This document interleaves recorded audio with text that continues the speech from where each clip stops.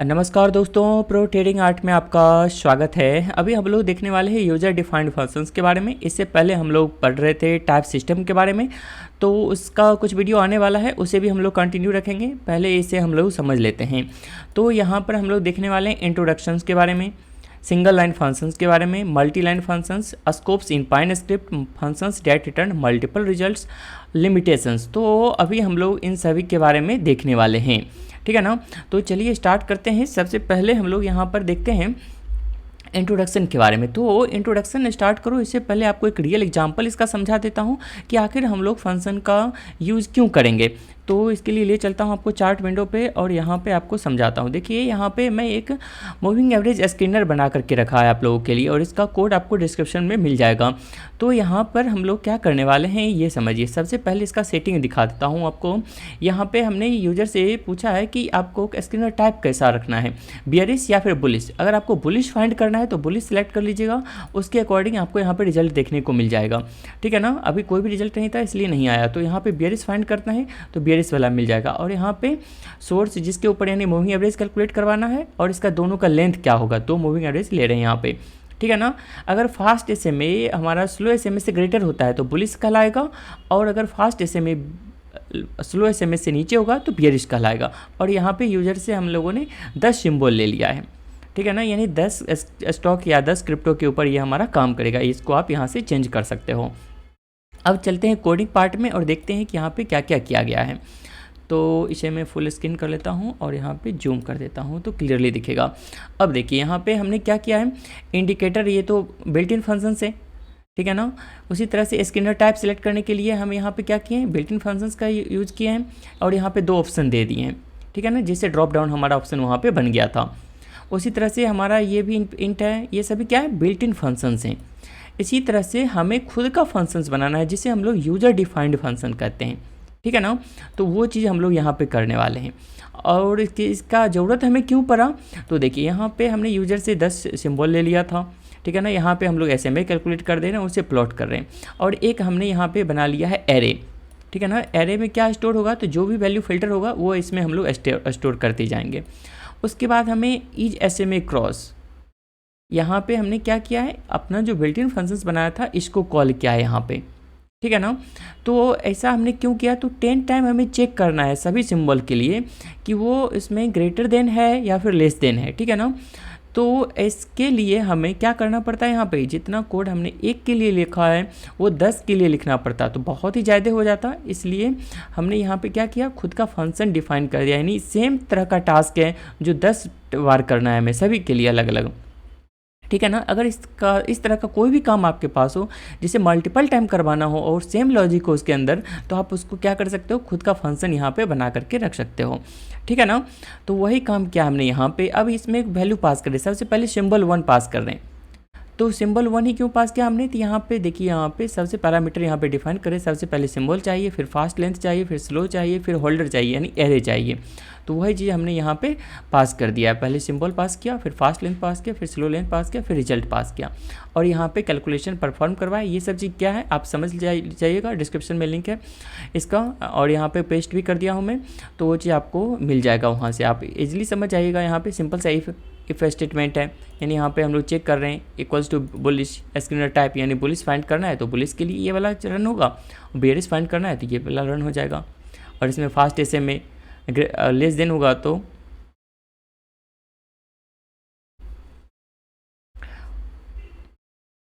Okay सही है। यहाँ पे फास्ट SMA हमारा अगर लेस देन होगा स्लो SMA से तो हो जाएगा ये बियरिश, एंड यहाँ पे ग्रेटर देन होगा तो हो जाएगा बुलिश। यहाँ तक तो कोई दिक्कत नहीं है।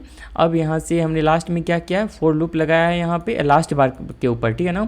ये चीज़ आपको ध्यान रखना है कि सभी कैंडल पे नहीं करना है, जब तक लास्ट कैंडल ना हो तब तक हमें इसे रन नहीं करवाना है। तो हमेशा ये लास्ट कैंडल से रन होगा, ठीक है ना।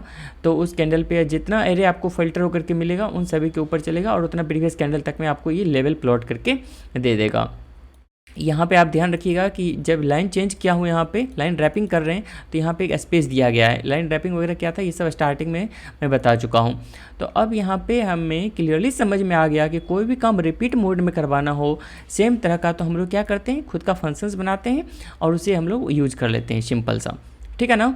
तो चलिए वापस चलते हैं अब पीपीटी में, और वहाँ पे मैं आपको क्लियरली उसका इंट्रोडक्शन में समझा देता हूँ कि आखिर फंक्शन हमारा है क्या, यूजर डिफाइंड फंक्शंस।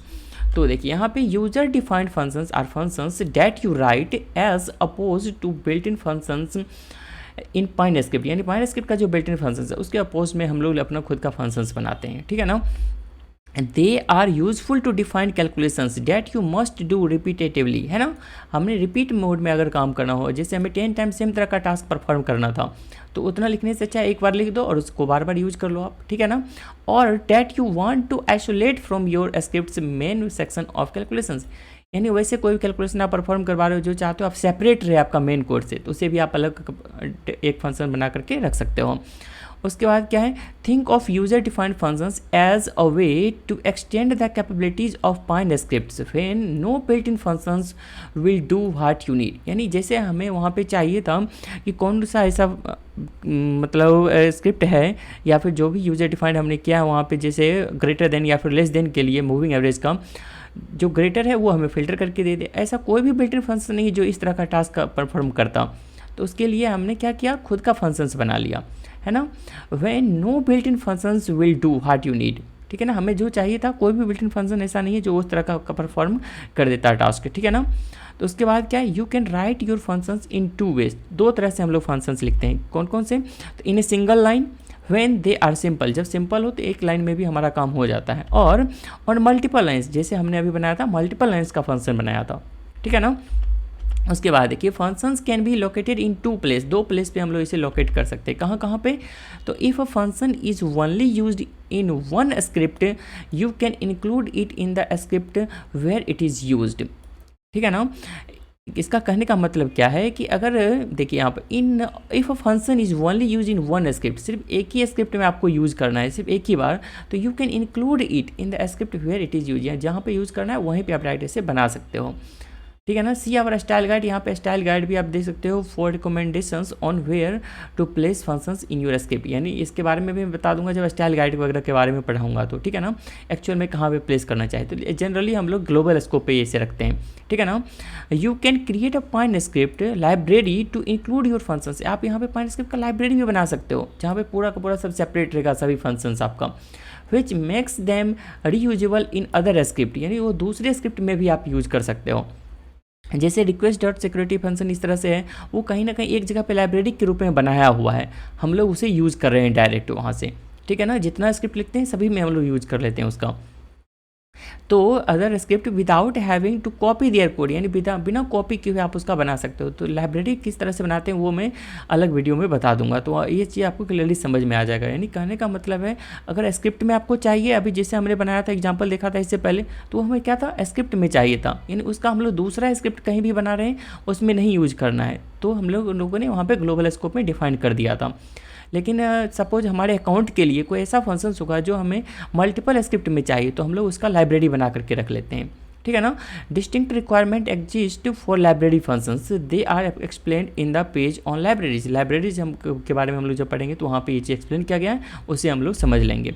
उसके बाद देखिए whether they use one line और multi lines user defined functions have the following characteristics, चाहे वो एक लाइन का हो या फिर मल्टीपल लाइन का हो, यूजर के पास यहाँ पे मल्टीपल कैरेक्टरिस्टिक होते हैं उस फंक्शन का।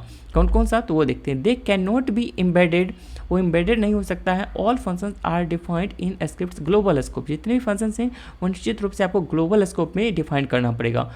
अब ग्लोबल स्कोप क्या है, तो इसका विपरीत क्या होता है, तो लोकल स्कोप, जो मैं इफ स्टेटमेंट वगैरह पढ़ रहे थे तो वहाँ पे मैं बताया था global scope and local scope क्या होता है, ठीक है ना। तो वो देख लीजिएगा तो आपको क्लियरली समझ में आ जाएगा ये चीज़। They do not support recursion, ये रिकर्शन सपोर्ट नहीं करता है, कहने का मतलब it is not allowed for a function to call itself from within its own code, यानी कहने का मतलब कि आपने यहाँ पे अपना फंक्शंस बनाया और इसी के अंदर यानी लोकल स्कोप में इसी फंक्शंस को आप कॉल नहीं कर सकते हो, ठीक है ना।